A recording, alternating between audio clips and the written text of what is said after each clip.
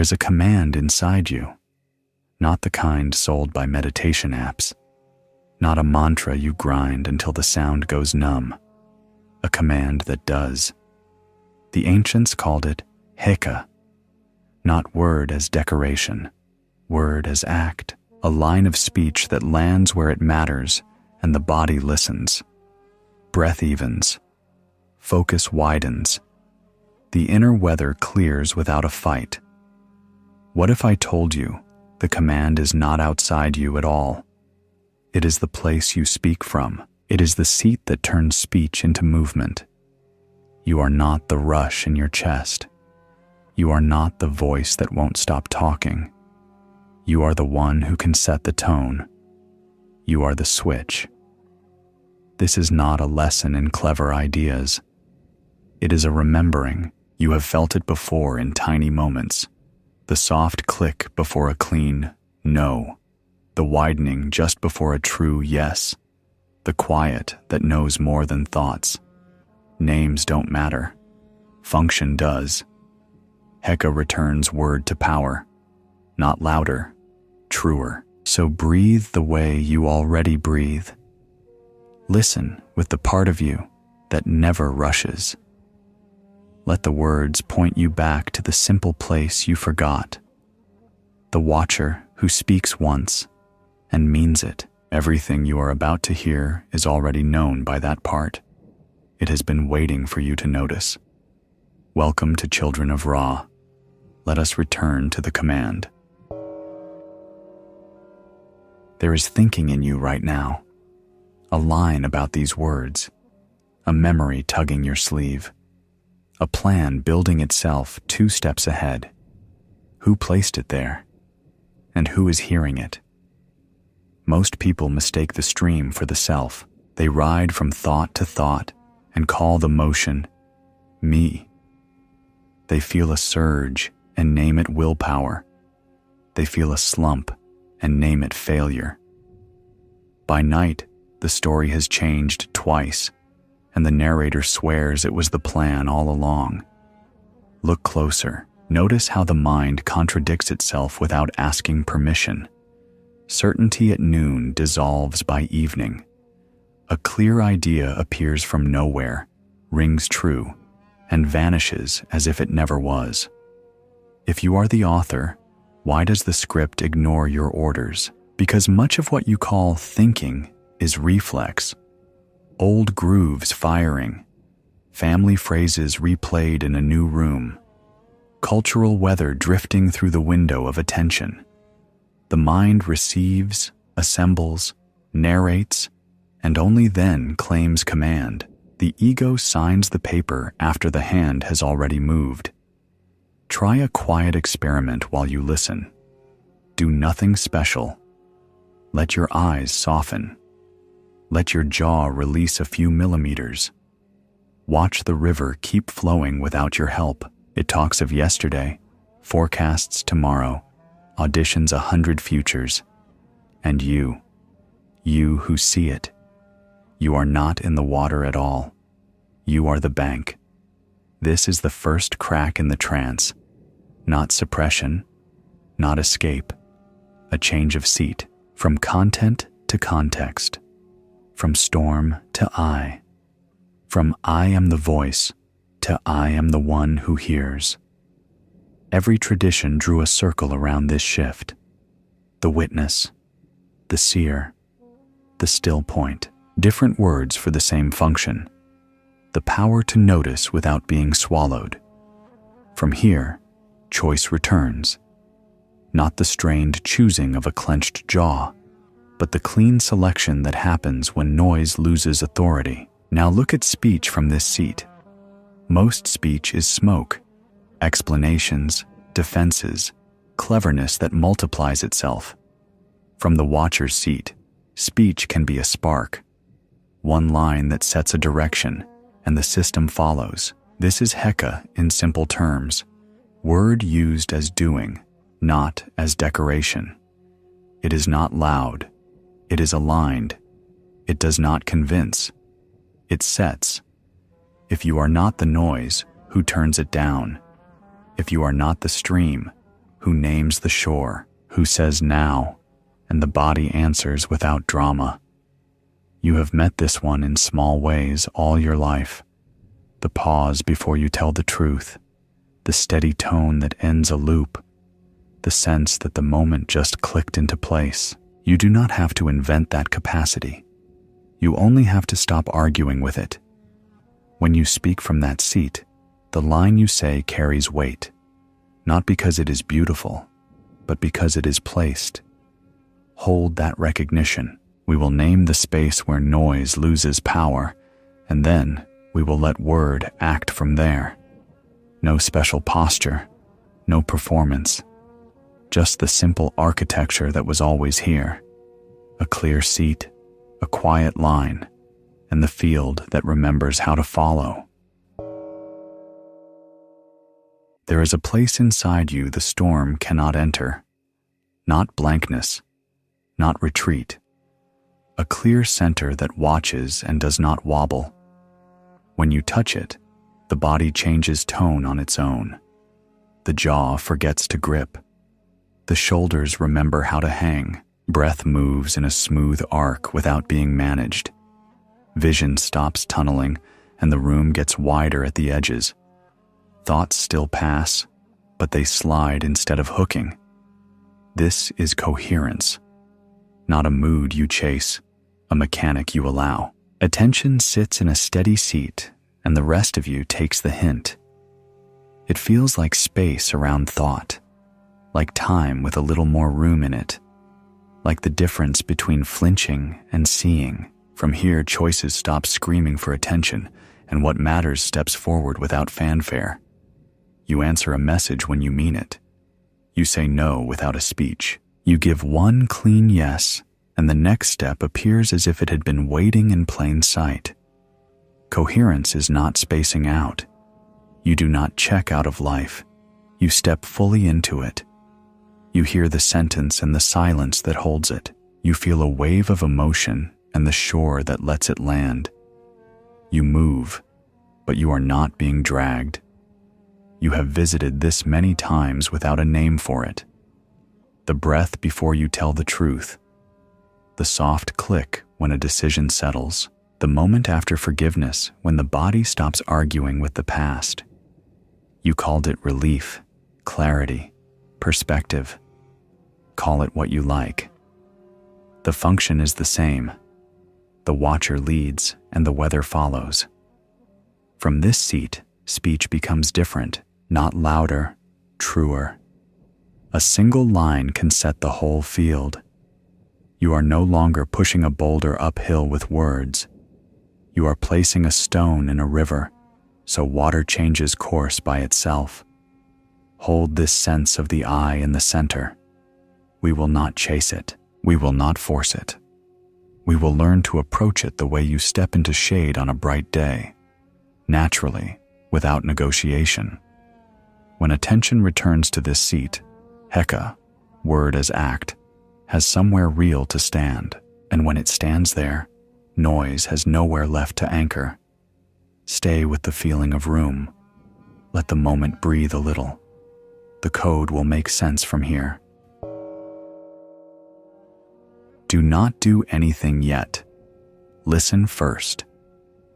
Later, you will repeat in your own rhythm, without timing, without counting, without breaks in the video. Imagine placing your awareness a little deeper than the face you show the world, as if the point you listen from were resting behind the brow, steady and quiet. Do not hunt for sensation. Mark the place and let it be. Let the eyes soften as if they could see the whole room at once. Let the chin float a few degrees lower than habit. Let the breath keep its natural pace. You are not training it. You are getting out of its way. Now choose a word that means alignment to you and carries no drama. Short, plain, easy to mean. It might be align. It might be now. It might be Heka. When you practice later, you will speak that word only on the out-breath, quietly, for yourself, or silently inside. No ritual voice, no performance, just the clean release of a line that says what is true and lets the body organize around it. Picture how it unfolds when you do it on your own. You sit the way you sit. You place awareness behind the brow without strain. A natural out-breath arrives, and you let the word ride it out of you once. You do not check if it worked. You do not wait for fireworks. You return awareness to the same seat and let the next out-breath carry the same word. 2 or 3 such releases, and the commentary that used to crowd the front of your mind is standing a step farther back. Edges come online. The moment feels a size larger. Nothing dramatic, just correct. If doubt speaks up, let it speak to the wall. If impatience asks for a sign, give it time instead of volume. This is not about power over the body. It is about agreement inside the body. Attention in its seat. Gaze soft. Word on the out-breath. That is enough. The sound itself is not the power. The seat you speak from is. Remember, you will not practice during the voiceover. You will take this image with you and run it in a hallway, at a desk, by a sink, before a reply, before a boundary, before sleep. No timers, no counts, no pauses for editing. Only a seat you recognize, a word you mean, and a field that knows how to follow. Heika does not ask you to believe in tricks. It asks you to notice something you already know. Some lines of speech do more than describe. They do. A clean no ends a loop even when spoken softly. A steady now moves a stalled body before the mind finishes arguing. A name said with care changes the weather in a room.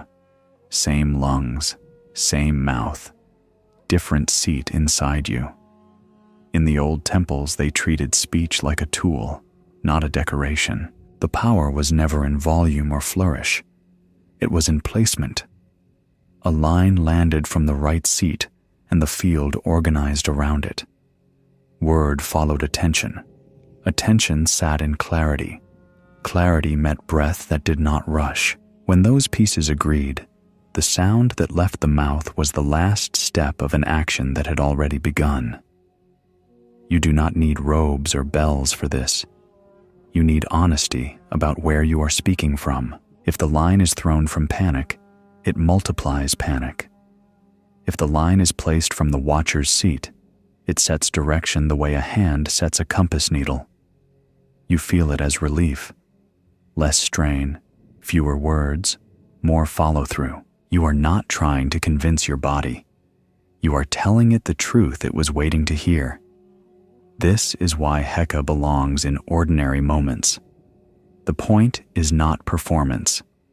The point is a short line that carries meaning without drag. You will not force the line to work.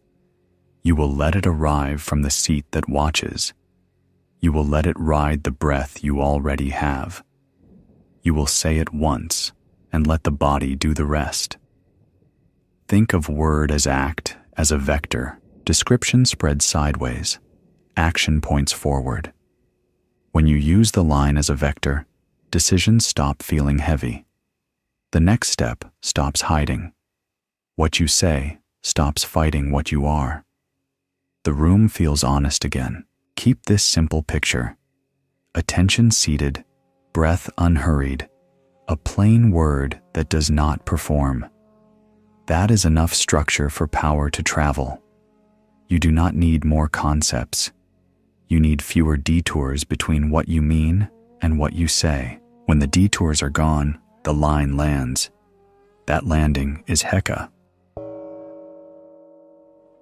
Start with breath because the body believes it first. Let the inhale come as it comes. Let the exhale finish. You are not counting. You are letting the breath leave without hurry, so the system reads a single message.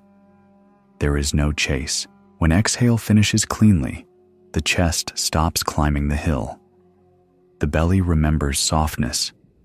The rib cage widens sideways instead of straining up. The mind notices there is room.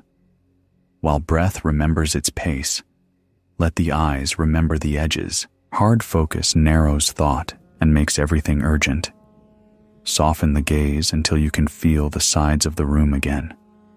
Lower the chin a few degrees and listen as if you could hear from behind the brow. Do not blur your vision. Do not drift away. Stay here, just wider. When the edges come online, urgency loses its claws. Attention becomes a lens instead of a flashlight. What matters is easier to select. Now let a word meet that breath and that gaze. Choose one short line that you can mean without drama. It may be a line. It may be now. It may be heka. The syllables are not the engine. Meaning is. Place the word only on the out-breath. Keep it quiet enough that you could deny you said it. That quiet does not weaken the act. It removes friction. The body hears the vector without flinching. Notice how these three lines meet. Breath sets the tempo of the room you live in. Gaze sets the size of that room. Word sets the direction inside it. When tempo, size, and direction agree, the field follows without argument. You do not get fireworks. You get correctness. Thoughts slide instead of sticking. The next step shows where it always was. If the breath grows big and noisy, shrink it until it is smooth again. If the gaze hardens and tunnels, invite the edges back without scolding yourself. If the word swells into theater, lower it to a whisper and return to meaning over volume. Each return is part of the practice. Each return polishes the seat you speak from. Do not turn this into a ritual you must execute perfectly.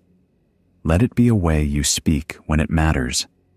Before a reply, before a boundary, before you reach for something you do not need.